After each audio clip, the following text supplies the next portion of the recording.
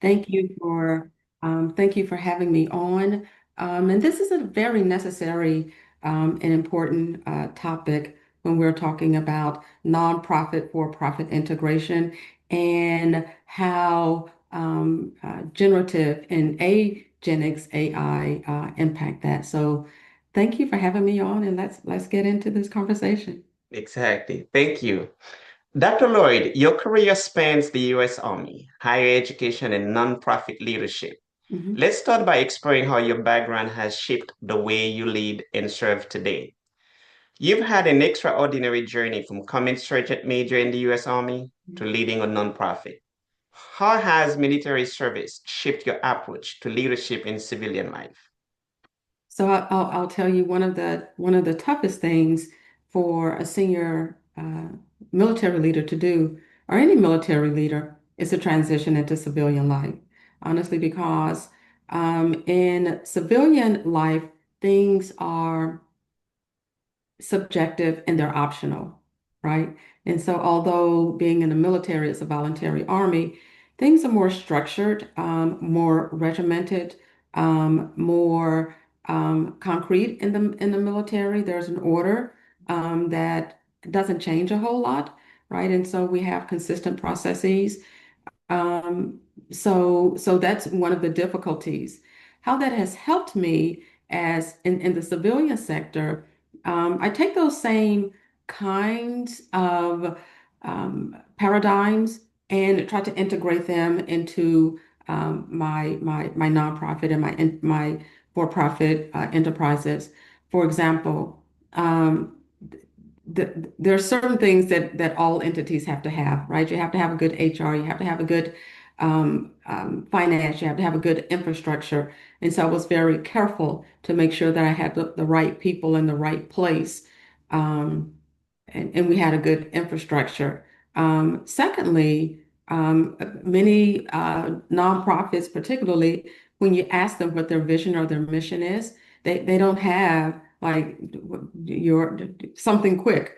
I can tell you now, mine is to identify and eliminate barriers to personal, professional, and economic growth. And then how does that work? The military is also a nonprofit. You know, the military can't make money, and so it's publicly funded. Um, so, and that's a huge difference. On the civilian side, although a nonprofit is publicly funded, a nonprofit can own a for-profit, and so there are various ways that you can fund your nonprofit ventures. But the greatest lesson that I have learned, the things that I have brought from the military into the civilian sector is having a good, consistent infrastructure, a way for review and continuous improvement, and to put the right people in the right place and let them do their job. I understand. Yeah. Yeah. That experience must have given you a strong foundation in discipline and strategy. I'm curious how that blends with innovation in your work. Military strategy often involves balancing discipline with innovation. How do Mhm. you see those same principles applied in education, healthcare, and community work today? That's a really good question because as we are talking about all of the possibilities with technology right now, and while we are looking at what's going on right now and perhaps what is possible in 2030, people in the technology industry are already looking at 2050, right? So and I go back to my dissertation. My dissertation was in technology integration for teaching and learning. And there's a formula, and it's in my dissertation. I don't know what page it's on. I'll go and look it up.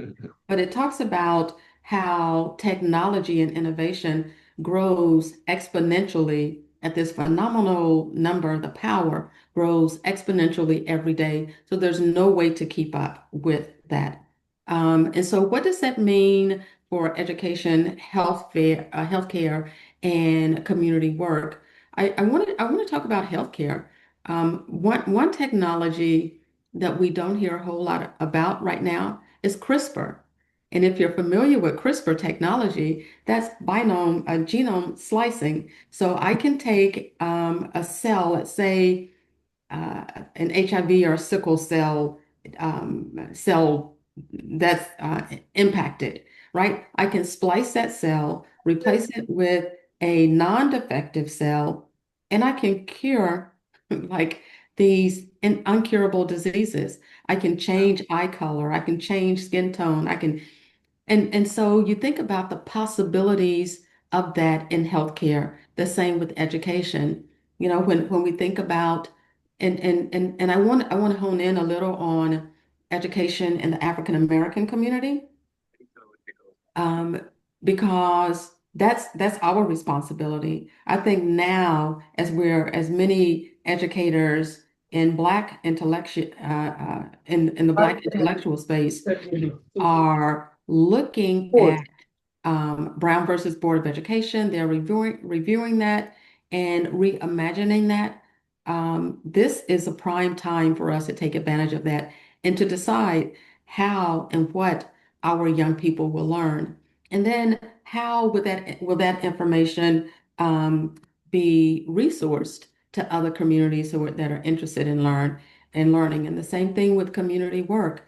When I think about AI, oftentimes people think, what can I do with AI? As opposed to what can I create with AI?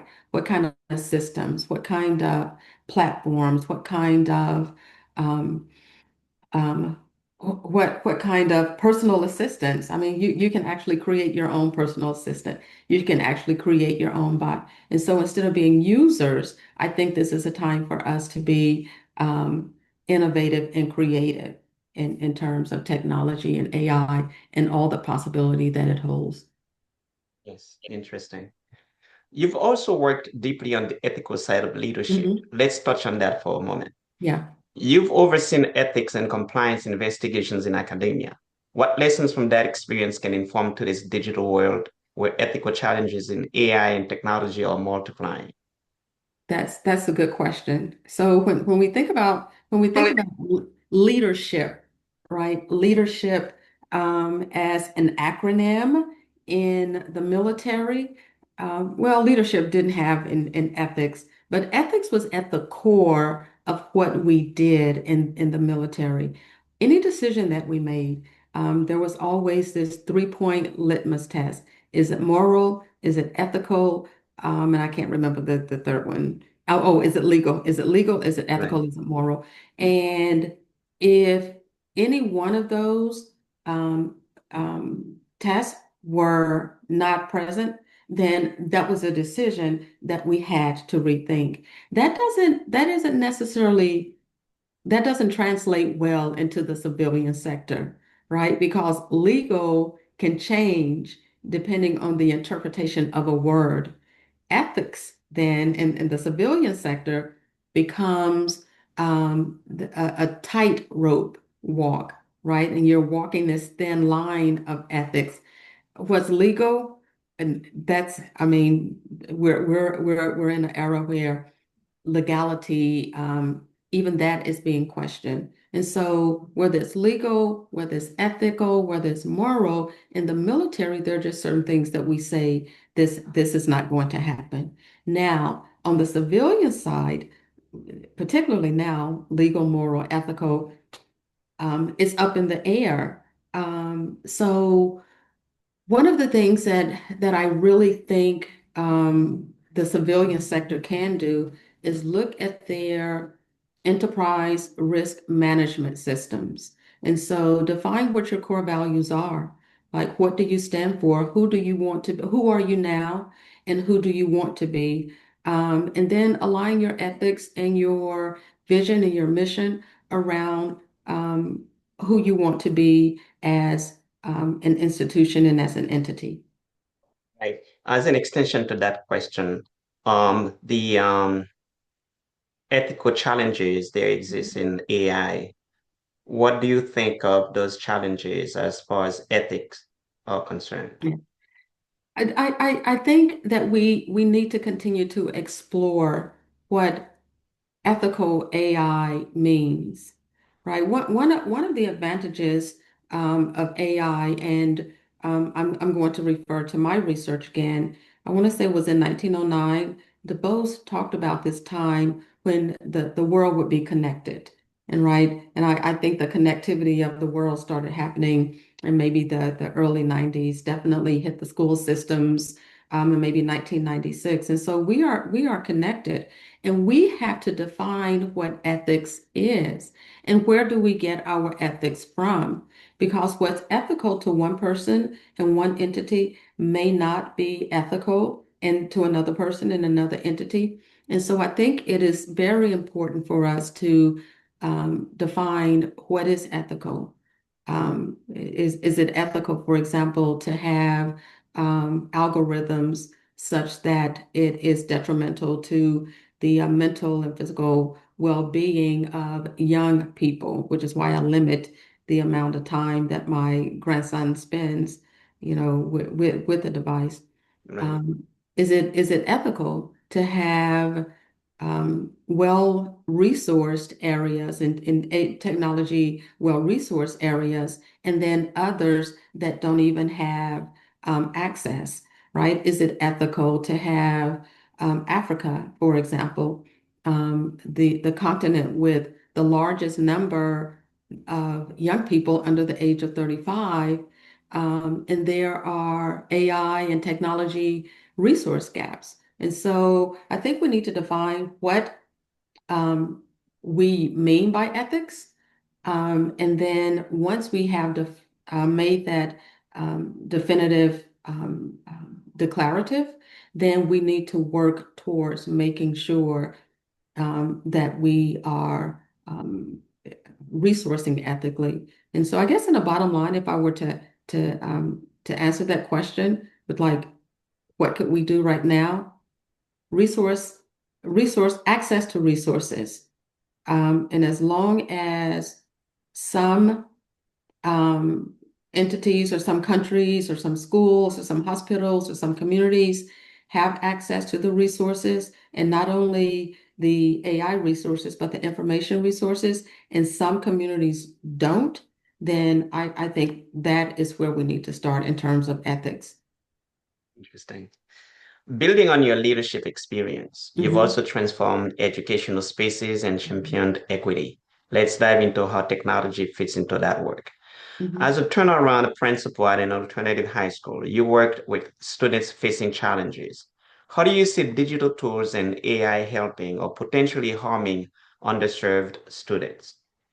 So there are two things that we need to think about in turnaround schools. One, when we're thinking about those communities, I want to say up front, some of the best and brightest students that I have ever taught came from these communities that were not well resourced. And so let's just say that first. And so how can technology assist with that? So what uh, what I find to be the problem is how technology is being used right now. Because what you see and what you hear and what is fed into you, those mental signposts, really inform what you think about yourself and what you think about the community. I think it was Frederick Douglass, or it could have been De Bose, or one of our forefathers, who said the most unethical thing that you can do is miseducate a child.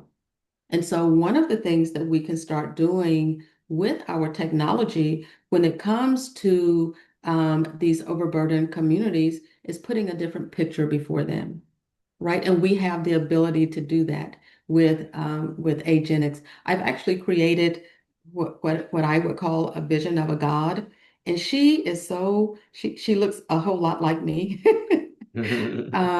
And she's standing on the world with a lot of young people around her. And I think that is where we need to start changing what people think about themselves, irrespective of what others think about you. And so one of the things that I didn't say is that I'm also a minister and I am on the track to ordination. And I was asked that question about technology. and what it means to love, right? And so the Right. first of the Great Commission is to love the Lord your God with all your heart, your mind, with all your heart, your mind, your soul, and to love your neighbor as yourself. But so you can't do any of that until you learn to love yourself, right? So you have to love yourself, and then the love of God is going to be manifested in how you treat your neighbor. And so teaching identity education, putting positive pictures and positive messages, and giving these young people hope, and not hope as a carrot dangled, but hope as the prerequisite to promise, right? And so I think with everything that we can do with AI right now, I want to stop right there because I think that's where we should start, making sure that young people in overburdened and rural areas have images before them that are reflective of them in a very positive light. Yes, interesting. Yes. Equity has been central to your career. Mhm. Let's look at how that plays out in today's evolving digital environment. You've worked on Title IX and equal opportunity roles. In an age of increasing digital communication, what new equity issues are arising in education and the workplace? So I want to say right now, I want to focus on two issues. One is information equity, right? Because and going back to the military, my military experience, we called it knowledge management. Who needs to know what, when do they need to know it, and why do they need to know it? And so when we talk about equity, information equity, a lot of what we need to know we have not had access to that information. There's a lot of misinformation going around right now. And scholars like me and scholars like yourself and other scholars, I think we have a responsibility to make sure that we are part of that conversation in countering the misinformation and putting good information out, right? And then I want to talk about, and so information management, one, and then economics. And I don't mean economics only in the terms of dollars and cents, and I do mean dollars and cents, but the flow of resources in and out of a community. When we look at Brown versus Board of Education, it was good um, for the time that the court ruled in 1954. But when you think about the economic cost, not only in terms of dollars and cents, you think about the brain drain from the Black community. You think about the brain drain from Black academia.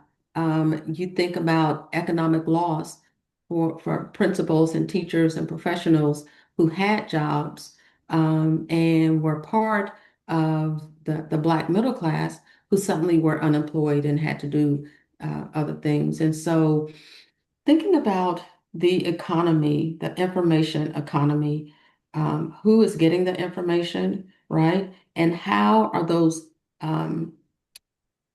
what is the economic, how is information flowing into and not necessarily out of these overburdened communities?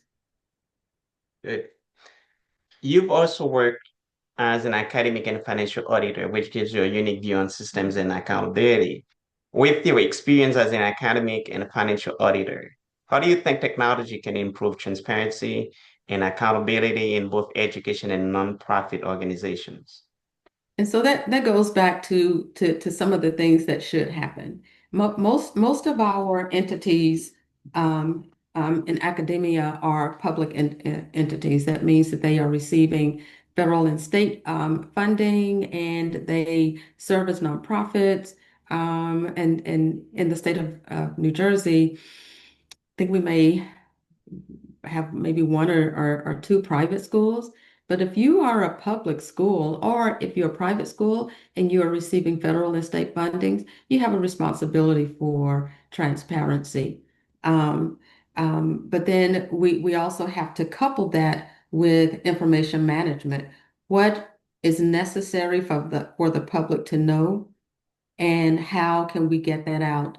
I had a conversation yesterday with someone that I hope will be one of my impact partners, and we talked about um, taking the military decision-making process, creating a virtual board, and having that virtual board speak to each other about some of these processes that have to happen. And so there, like I said, a lot of times when we think about AI and technology, we think about what it can do for us, as opposed in what ways can we take this and be innovative and creative. And so creating a digital board, for example. So because when you're talking about Title IX and you're talking about EO, although a lot of the laws, a lot of the executive orders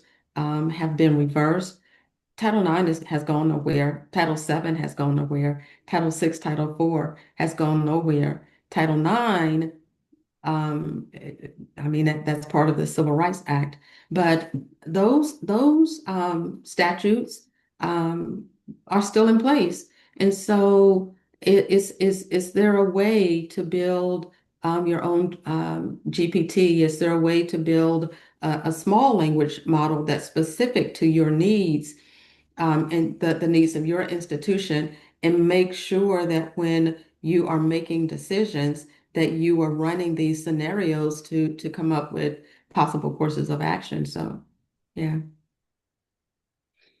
Your experience also spans the military and the Department of Veterans Affairs. I'd hmm love to explore the mental health side of your work and how technology could make a difference. Having served in the U.S. Army and the Department of Veteran Affairs, what gaps do you see in the mental health care systems of veterans? And how could AI-driven solutions help? So when it comes to veterans, I'm going to tell you now, if you're talking to a veteran who is suffering with PTSD, depression, and anxiety about an AI solution, you've already lost that veteran, right? Because when you're talking about mental health, and the reason that we need to be careful with that is because AI has a tendency to isolate, right? And someone who is dealing with a mental health issue does not need to be isolated. On the other hand, when we're thinking about how we can have the AI available, I mean, through just basic stuff, through your hotlines, and making sure that if there is a veteran in crisis, that they can pick up the phone and call, and someone is going to answer, and not some automated bot. um, so when you're talking about mental health, and this is my opinion, and I am not a mental health clinician, so yeah, I think people need to be further advised. I just think honestly, and I'm speaking from experience from someone who is a veteran who suffers from PTSD. If if you give me an AI solution, I'm going to smile and I'm going to Mhm. walk away. With veterans and mental health, that needs to be a one-on-one solution. Okay. At CyberClinic, in terms of the podcast that I do, hmm we often focus on underserved communities. Yeah. I see parallels there with veterans. Let's explore that a little bit. hmm The CyberClinic podcast often explores mental health in hmm underserved communities. What parallels do you see between the struggles of veterans transitioning to civilian life and the challenges underserved populations face with access to care? Yeah, that's a really, really good question. And I don't think well, I know I've never been asked that question. And so when you think about veterans transitioning into the civilian world, and then overburdened communities trying to find their footing in society, there's a direct parallel, right? Because for veterans, our psyche has been changed, right? To think a certain way, and to behave a certain way, and even to lead in a certain way, and taking that. changed psyche for someone who is no longer 25, right? And putting them in a situation where now I'm going to have to change to something that doesn't necessarily make common sense and to something that doesn't have an articulated purpose, motive, or end. That's difficult. And let's think about that parallel when we're talking about people in overburdened communities. There's a certain psyche there, right? And when you're talking about overburdened communities, I'm not going to say they're black or brown. I'm going to say they're economically disadvantaged because money knows no color, right? And so when you're talking about someone who has these thinks about money and economics in a certain way, and then suddenly they're thrust into this position where they have to compete with other people who understand financial literacy, economics, and money. It's a challenge. They're taking their psyche, bringing it into this world that's very structured and very closed and very secretive, where knowledge management stays within a little circle. And so there's a direct parallel. I mean, there is a PTSD. There are PTSD symptoms of people in overburdened communities trying to find their footing in a community outside of theirs. Right. That's true. Hmm. You've been both a strategist and a humanitarian leader. I'm curious about your perspective on bridging systems. Um, how do you see technology bridging the gap between clinical services and community-based support? Hmm. Between clinical services and community-based Support. supports. Yes. So recently, um, iSlay Walden hosted a healthcare conference, and that healthcare conference focused on sickle cell anemia, kidney disease, organ and tissue initiatives. And so when you're talking about overburdened communities, donating your organs is just not priority, right? You go and you get your Mhm. driver's license and you're like, I don't know if I want to be an organ donor or not. Um, and you think about the environmental teratogens in these overburdened communities that cause a lot of these diseases, lead pipes, unhealthy air. Many of your waste dumps are in these communities. I was looking at buying a house, but as I was looking for my house, someone took me to a house that was right next to a major power plant. And I'm like, well, first, I'm never going to have any good connectivity. And second, I'm going to be exposed to all that radiation and all of that. And then my Yes, it's a grandson health is here. hazard. And so, yeah, and so you have all of that. Um, so, going back to SCOTY, um, and that's the acronym for sickle cell anemia, kidney disease, organ and tissue donation. We brought in Robert Chelsea. And Robert Chelsea is the world's oldest and only full face transplant recipient, Mm, right? He was in an auto accident and face transplant, yeah, right?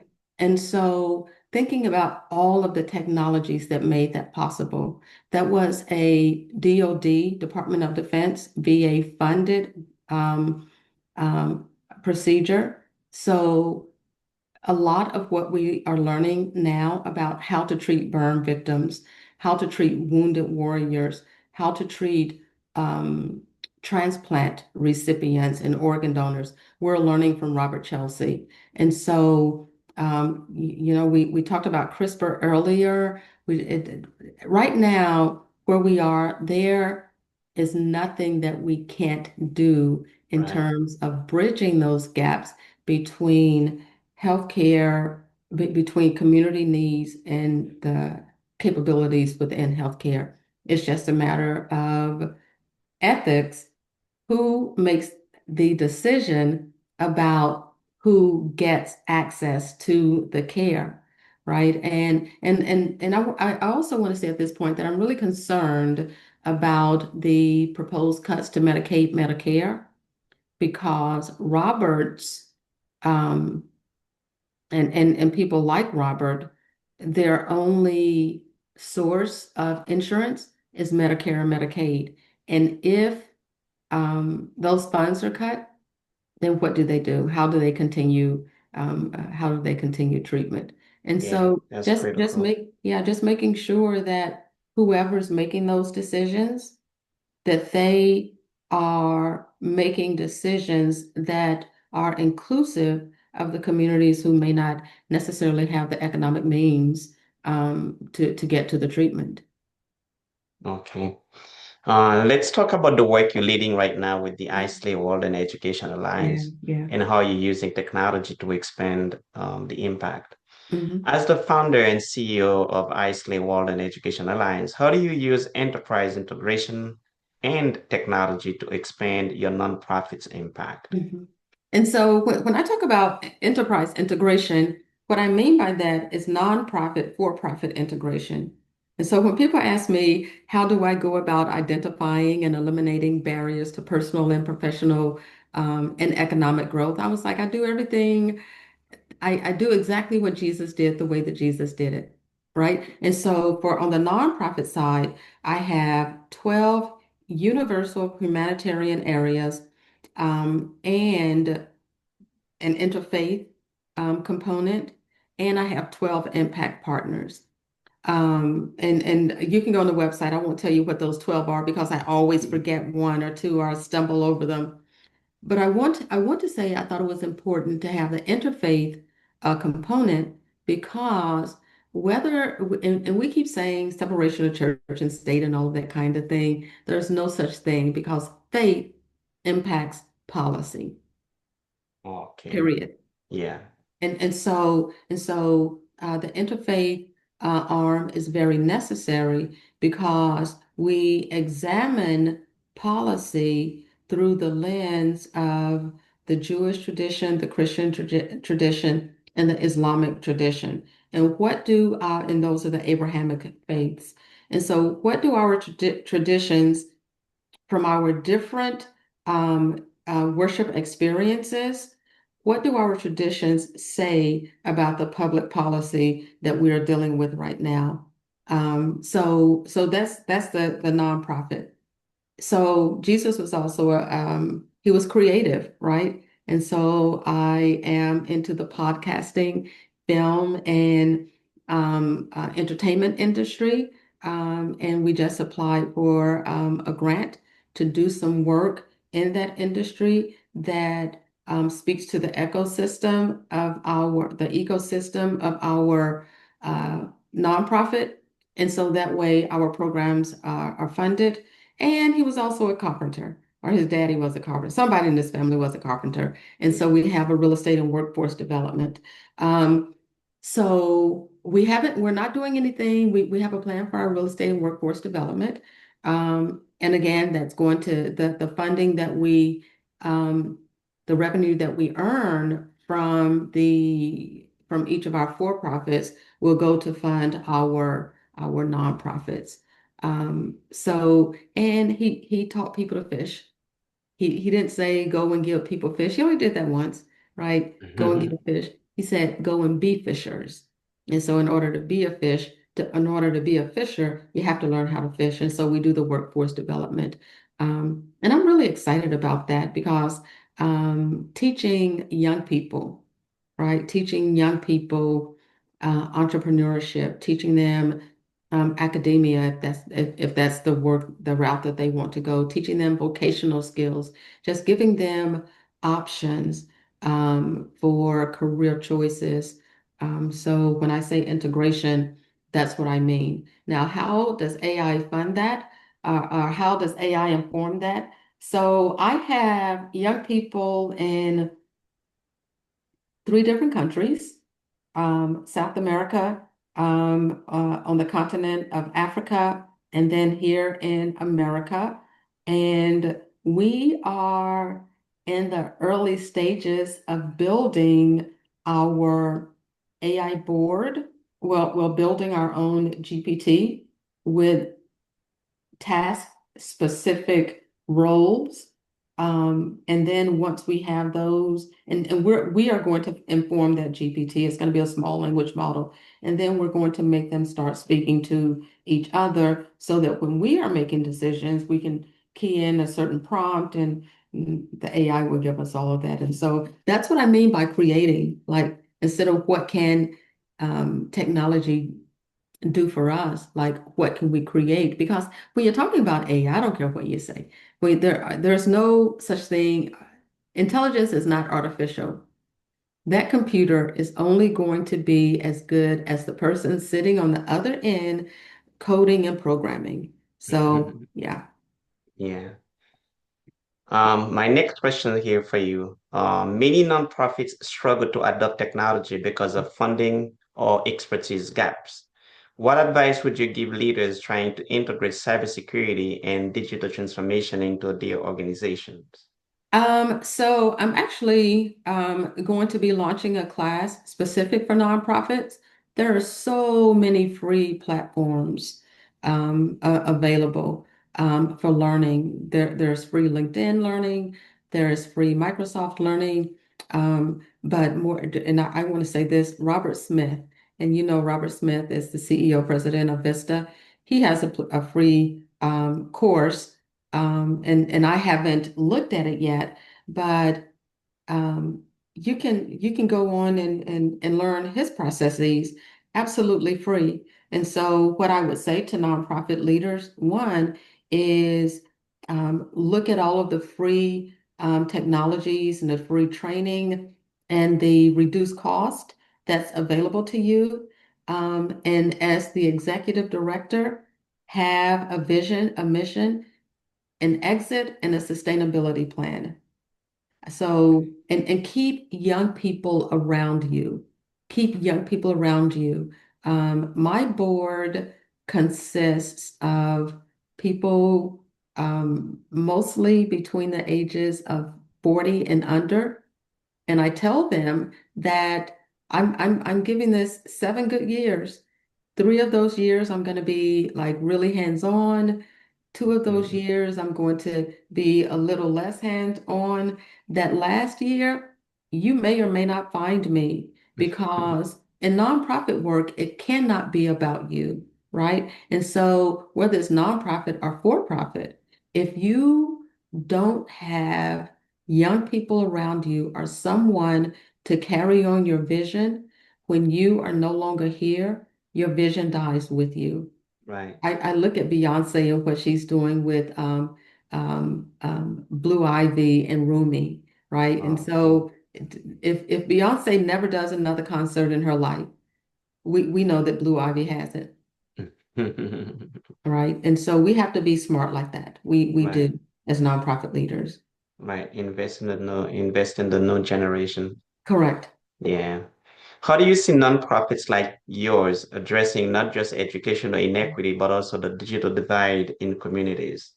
Yeah. The addressing the geo divide. The digital Oh, divide in the communities. Yeah. I think nonprofits have we have a responsibility, particularly now here in New Jersey, where we're talking about the New Jersey film and entertainment industry, which is huge right now. And we can't let people from New York come in and tell us in New Jersey what film and industry needs to look like.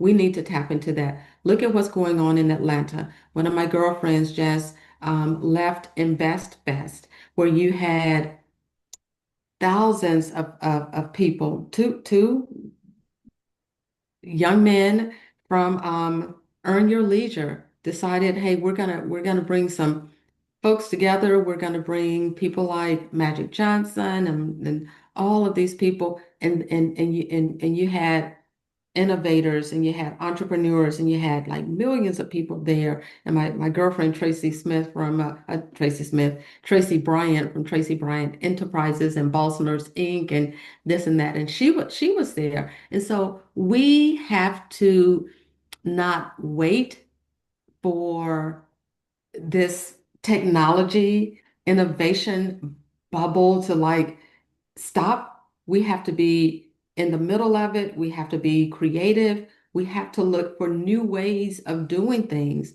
And we have to understand that just because you are a nonprofit is a tax status. That does not mean that people are going to see your good work and open up the window and that's God's, he'll bless you in that way. You have to treat it like a corporation because it is a corporation. Right? And so Right, that means that you have to have your bylaws, you have to have your infrastructure, you have to have a financial plan, you have to have an exit strategy, you have to have sustainability. You are running a corporation that has the privilege of being tax-free, right? So right, think of it like that. right. Yeah. Before we wrap up, I want to bring this full circle, your personal legacy, your family, Hmm. and your vision for the future. Hmm. You are the great great granddaughter of a Civil Yeah. War Yeah. veteran and minister. How does that legacy influence the humanitarian and leadership work you do today? So let me tell you how I found that out. Technology, right? And so I did the ancestry search and found out that I'm from Benin, Oh, and I nice. remember the stories, right? And this is why I say some things technology can help. Some things you just need to carry on those stories, and Right. storytelling, right, is another way that we can use technology. So. From the stories that my sister told me, I remember she was saying my grandfather was tall and he was really dark and he was like really fresh to the content to the colonies. And so I wanted to know more about him. And so I submitted some DNA and I started doing my research, and I was lucky that I could trace my ancestry on my mother's side back to 1874. And even a little past that, I was able to find him. And then when I found him, and it gave me information that he was my great great grandfather, and that he enlisted in the Union Army at the signing of the Emancipation Proclamation. Oh, that's interesting. And so how does that I mean that legacy informs everything that I do. It taught me so much about who I am, even the name of the of my organization, iSlay Walden. iSlay Walden was a legally blind, formerly enslaved scholar and graduate of New Brunswick Theological Seminary who, Mm, who started doing this work in 1879. mm, My podcast, Freedom's Well, people have misinterpreted Uncle Tom's Cabin. Josiah Henson, the real life person upon after whom Uncle Tom was characterized. right. Um, I mean, so when he earned his freedom, and it's a long story, when he finally earned his freedom or emancipated himself, the person who was helping him told him when you cross this river and you get on the green from the river to the land, you're going to be free. And he turned around and looked at him. He said, "Thank you, sir, and I will use my freedom well." Right. And so freedom's well is even from that ancestry. But when I think about my grandfather, it gave me so much pride and it gave me a deeper understanding of myself. And I used AI to learn all of that. And through AI, I ran into some of the Caucasian folks in my ancestors and my lineage. And I found out that by marriage, I'm distantly related to Jimmy Carter. Oh, wow. Right? So you find out all these phenomenal tidbits of information through technology Yeah. and through these systems that are here that really inform who you are and give you, and for me, it's given me pride and a better understanding. And it really tells me like, why can't why can't you not do this stuff? Right? If I did not own a nonprofit, if I were not helping people, if if I were not trying to financially liberate people, if I were not saying that our final frontier is not integrate, I mean, that is what it is. But if you don't have the funding, right, to, for example, go to Oaks Bluff in Martha's Vineyard, which was a Black settlement. If you don't have the money, then it's just going to be a dream. And Right. so the final frontier for me, where we're talking about freedom's well and liberation, is financial literacy and economics. And yeah, that's where I am, and that's my ministry, and that's my mission. That's good. Mhm. As a parent and grandparent, your work is also deeply personal. I noticed with three children and three grandchildren. What are the biggest concerns you have for the next generation when it comes to education, mental health, and technology? So I'm going to say the biggest concern that I have is keeping them connected, right? Because there are also already studies out that show a direct um, propensity towards being a homicidal person based upon the amount of exposure that you have to technology and AI. And so the amount of screen time, there's a direct correlation between that and to be someone who is going to um, kill someone. Um, so that's a number one concern. Where do you balance um, that technology? Um, so I was in a library with my grandson, and I saw this book and it was really cute and it was a reader. And I was like, this would be nice. And then I took it back because I want him to read and not to be read to.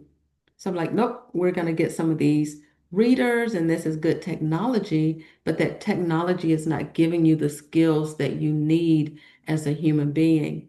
And so making sure that the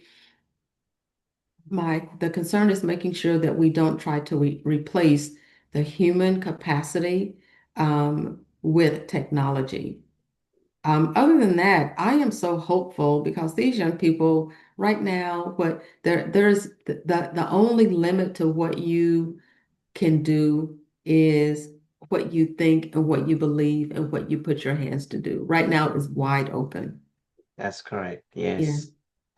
Finally, let's look ahead to where all these threads and leadership, education, technology, and health are heading. What is your vision for the intersection of leadership, education, and digital health innovation in the next 5 to 10 years? You know what? I want to narrow that down to the next 2 to 3 years. My grandson is coming. Do you guys mind if he joins? Yes. You want some yogurt? Okay, I'm gonna open the yogurt and you can get your own spoon. It's in a dish. Hi. Okay. So, what was the question again? Looking ahead, what is your vision for the intersection of leadership, Yeah, education, yeah. and digital health innovation in the next 5 to 10 years? But you mentioned Two, not so many years ahead, but rather about 2 to 3 years, right? 2 to 3 years, right? Because we've already had somebody with a face transplant. We already have CRISPR. There's a cure for sickle cells. Kidney disease we know is preventable. So what I would like to see is information. These overburdened communities, the medical community, coming and getting directly involve them in the process, right? Because stop. Here, take your yogurt. Go over here. Oh. And involve them in the process, right? Because the fact is, medicine is a practice anyway. And so you're involved in clinical trials, you're involved in this. Black people need to get involved in clinical trials. So just making sure that over the next 1 to 3 years, that we are involved in the process, we're involved in the clinical trials, that we are going on the website to the Mayo Clinic, that we're asking questions, that we're thinking about the things that we are putting in our bodies, right? We're thinking about the food that we're eating, we're thinking about where it's coming from and all of those things because um yeah, so that's going to be critically important. That's going to be so important where our seeds come from, and then the how those seeds are grown, and then what's being used, and we're putting that in our body and the impact that it has on our body. We already have plastic in our bloodstream. Think about that. And so what is the impact of that on our organs and on our brain? But just education, just being aware, just using these tools to pose some questions so that we can make informed decisions about our education, about our healthcare, about community impact, and just about our holistic selves. That's that's interesting. Mhm. Um, Thank you so much, Dr. Lloyd. I'd like to ask the audience to please ask your questions. I would be happy to read them off for you, or you can just unmute and ask any questions of your choosing. Dr. Lloyd would be more than happy to address your questions. If I can, yes. Dr. Lloyd, thank you so much for your insight. Thank you. And your message is powerful and is relevant to what's Yeah. going on nowadays in our communities. And I'm so glad that, Claude invited me to this session because I, with my 16-year-old son, want to create a nonprofit because our goal is to service children that are underserved, Yeah. underburdened, overburdened. That's how you say it. And I like that language because as you may know that only 3% of our Black children were accepted into specialized high schools. Mm. And my son is 16 and he's a tutor. And being a child that was diagnosed with a disability and beat the odds and was twice valedictorian in middle school, elementary school and middle school, he's beat the odds of these stigmas of disability and all. And so he's using his strength, his academic strength, to be able to give back. And so one of our things that we want to do is we want to service the children that can't afford to pay for a private tutor. Mm-hmm. And so that's how we want to build out this nonprofit because we see what's going on. We see the disconnect. We see the divide. We know that a lot of our families, our children can thrive, but they need the resources. That's right. They need the tips. They need the techniques to be able to take these specialized exams because in other communities that don't look like us, Mm-hmm. they have those tools. And so being a person that took the test and was prepped for the test by somebody that looks like him, that saw the disconnect, we're giving back. And so, our mission is to be able to educate. And we are also trying to educate families, Yeah. particularly families that look like us, that have children that are diagnosed with disabilities, living with the stigma, shame, blame, all of that goes along with it, and letting parents know that their voice, they are the advocates for their That's children. right. That's right. And that, we can use AI, like you said, in a way if some of our parents don't know what to say Yeah. when certain platforms, they don't know the questions to ask. They can use the tool. How do I ask a question at an IEP meeting? What questions should I ask at an IEP meetings? That can open up a parent's, thought process in asking these questions because we know if you don't know, you don't get, right? And so our parents need to know that they are partners in their Mm-hmm. children's education. Mm-hmm. We might not know it all, but we're all learning and we're Mm-hmm. all a work in progress. But we have to be the voice for our children. That's right. So I thank you for the work that you're doing.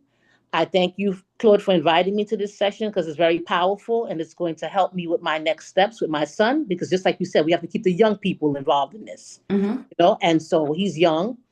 He's going to branch off and do his own thing, but then the legacy continues That's right. because we constantly have to educate our youth and get them to be the best that they can be. So So, Lucy, thank you for that, and congratulations to your son, yeah. right? And I know I said early on, some of the brightest and best students that I have ever seen have come out of these overburdened communities. And I taught special ed for 14 years, and I had a 96% pass rate because failure was not an option for me.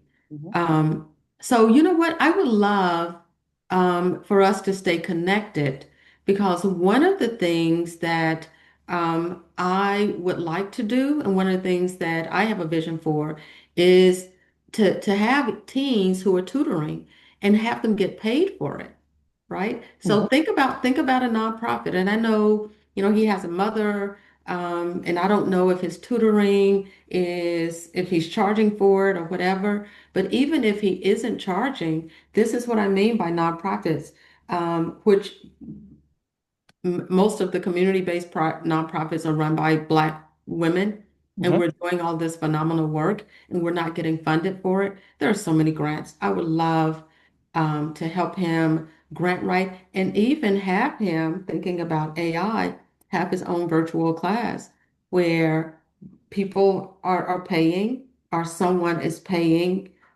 him to run this class, and the services to the students are free. I don't know how he's doing it now, but I would love to connect with him. I would love to connect with him. Absolutely, absolutely. And we definitely need to connect. And currently he is on an online platform. He's doing on this Zoom platform, Hmm. are paying. And but what we want to do is to service the kids that can't pay, Yeah, you know? there are grants for that. Yes, We can talk. absolutely. Definitely got to connect. Yeah. So I'll put my email in the chat, and Claude can also connect us off. Yes, I was gonna suggest if you could put his website on there too, Oh, yes, and your absolutely. email address. This way, then Dr. Lloyd can get it. Thank you. Yeah.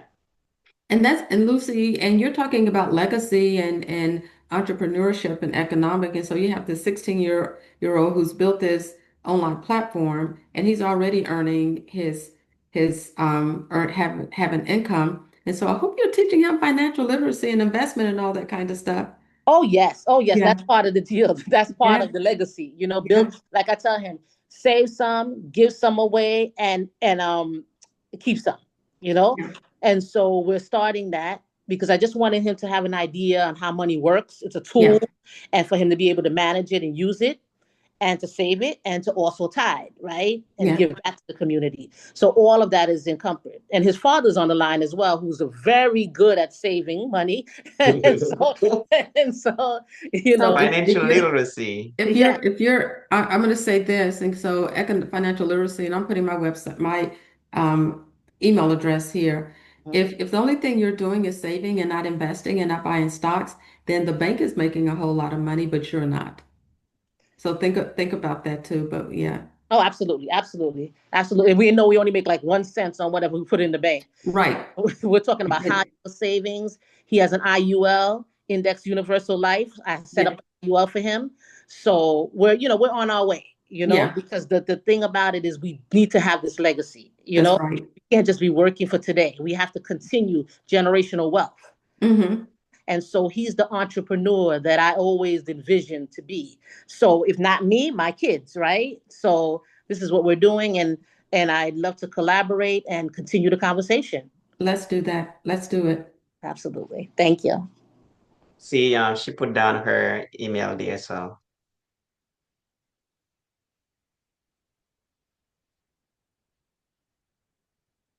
So I read this. I see this question oh, because you of the saw it? negative Okay. impact.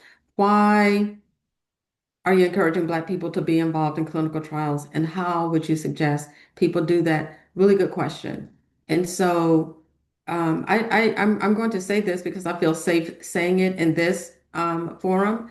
And so I'm Reverend Dr. Pauline Lloyd, Command Sergeant Major, retired, right? And so somebody wanted me to participate in the clinical trial, and I've done the audits, and I know the Nuremberg codes and this and that. And the consent form, the question was, um, check yes if you've had time to read the consent form. It was a 20-page consent form. The lady was like, oh, just check yes and you can read. I'm like, I would do no such thing. And so, yes, whoever that is on the iPhone, valid question. But the reason that we need to get involved in the clinical trials is, for example, as a soldier, 5'2" Black woman who is a Black woman, right? There was an expectation that I would maintain a weight of like 124 pounds. Now, when I was in basic training and you're running and walking and eating and then running and burning so many calories, I could do that. But that is not natural for me. And the reason that they have that body mass index of like thin and everything is because there were no women of color, no curvy women in in that clinical trial. It was a lot of suburban women, and I learned this from my doctor, so suburban women from Connecticut and this and that. And that was the standard for what a healthy weight should be. And the fact is, they're doing the experiments on us anyway. Every time you go to a doctor and they're practicing and they're saying take this and take that and blah blah blah, they're doing those experiments. Um, what I am suggesting is two things. One, that there be some truth and reconciliation between the healthcare community and the Black community. And then if there are means for compensation, right? Everything that we know about GYN, we learned from enslaved Black women. Everything that we know about the impact of nuclear um, warfare on the human body, we learned from Black men who were imprisoned because they were vagrant and couldn't find jobs. Um, Everything that we know about tissue and organ donation and face transplants, we're learning from a Black man. Yeah, you think of Henrietta Lacks and you think of Tuskegee. And so I get it. I get it. Have I completed that consent form? No, because she turned me off by not honoring the fact that she was talking to a social scientist and somebody who is well learned and well studied. So no, I'm not participating in your clinical trial. Um, but there needs to be conversation. The healthcare community, they have to acknowledge the things that have been done historically, the things that continue to go on. And so we have to get involved. Otherwise, they're going to continue to have these clinical trials without us, without our voice. And we're going to be taking medicines that may or may not be good for our body or have the same impact for our blood type or for our genetics. So yeah, we have to get them. We can't not get involved and continue to say that there's a disparity. But we have to be at the forefront and at the table of what that involvement looks like, and you know, maybe have them read a medical apartheid and say, now what are you going to do about this? Yeah, Yeah. yeah. Thank you. Anybody else has a question?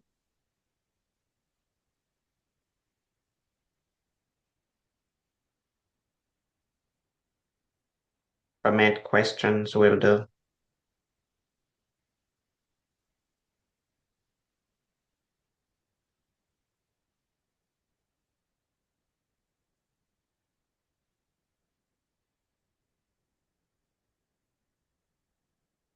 Okay.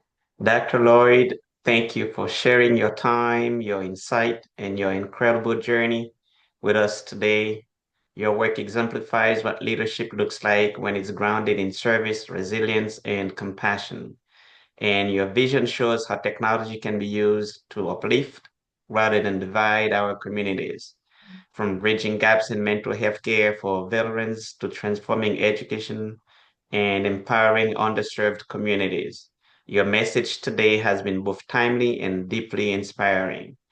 To our listeners, I hope this conversation sparks new ideas about how we can all play a part in building a more ethical, equitable, and innovative future in health and education. And as you may already know, I'm Claude Bernard, and this has been CyberClinic Podcast. Thank you for tuning in. Please keep up the good work, Dr. Lloyd. I look forward to perhaps one day having you back here again just to hear the work you have done from this point on going forward, especially with your website, with the work that you have, the podcast that you've started. So I'm sure you've got a lot to accomplish through that channel. So we are so thankful to have had you here today. So, Claude, I am so honored to have had this opportunity to share, and I have no doubt that you and I have our paths will cross again. on purpose, because the work that we are doing is directly related. And we talk about leadership. You're not a leader unless there are people who are following you. And so I'm just grateful and thank you for having me here. And I hope that you will take that trek from the oranges down to a little old acre in Southampton and be on I my surely will podcast. one day. Yeah, I would love to have you on my podcast. So thank you. Thank you so much. Yes, I will one day. I can't tell exactly yet, but surely. And I'm very honored to be invited back to this podcast myself because I am on the other side, but I haven't been on the side of being interviewed myself in a podcast. So I um I look forward to that. All right. So thank you. Yes. All Thank you so much, and thanks everybody who's been here. right. See you. Have a great day. Bye bye. Bye bye Thank now. you. Bye.